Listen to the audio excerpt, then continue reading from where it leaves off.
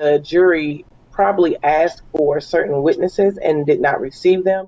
We're happy to be joined by Chenelle Helm, an organizer based in Louisville, who will discuss the ongoing struggle to get justice for Breonna Taylor. Thanks for joining us on Breakthrough. Thank you. Can you walk us through the legal implications of what could be revealed in the grand jury transcripts? I think the legal implications that we'll see is still more work around Hankerson. I don't have too much faith in Daniel Cameron. He's never tried a case before. He's a McConnell boy. So we can only see him doing as much work as he possibly wants to. I don't see him doing any type of justice work.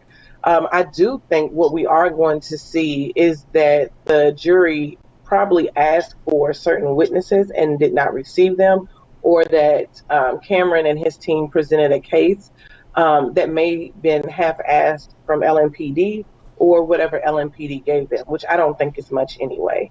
I'm not too trusting of LMPD. I think that's what we're going to see. As far as legally, we are going to see that he did lie about a lot of those things in the press conference, which he lied about, saying, I can't talk about what happens in the grand jury, and then boom, you talk about what happens in the grand jury. So it's just a bit interesting watching somebody really do their job for the first time, and really fumble it on this type of case, something that everybody around the world is actually watching. Can you describe what the mood on the ground in Louisville has been like over the past few weeks, and in particular in light of the grand jury's decision, and really just what this speaks to, again, in terms of this larger movement demanding that killer cops be held accountable?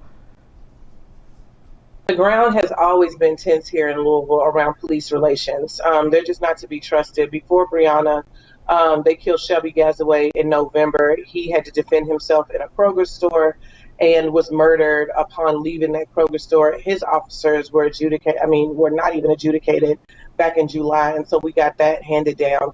And then 2 weeks after Breonna, they murdered Jesse Stringfield outside of a hospital in the middle of a pandemic, right? So, like, our relationship with the police and just everything that they've had has been extra tense. People are demanding that our mayor resign because he has had a failed leadership for years. And it is clear that city influencers are keeping him involved and not the people. It is frustrating to have vote for someone, and then when you no longer have faith in them, they can't leave office when you ask.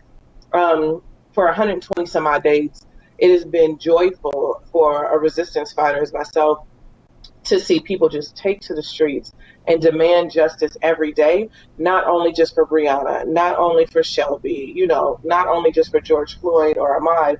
They're also demanding that justice for themselves. That first night, May 29th, I saw several young men see officers that they had seen in the streets, on this police line, and was like, okay, yeah, it's our time now, or what have you. And I think we kind of know what that means. Like, I can show you my power because I have people with me. And that's just how people feel. Like, the people really are coming together to fight against a very corrupt, it has always been corrupt. It was actually created in a corrupt way here in Louisville because they kept stealing money from the city, getting paid off to do their job, to create the Louisville Metro Police. And here we are with Louisville Metro Police and their foundation, their FOP, and it's almost like a gang ring, really, like a large mafia. People think that they're donating money, and corporations, which is one of our targets on our invest.us.org page, targets of notable brands who really think they're doing good, and they're actually buying weapons and employing people whose strategies are really anti-community.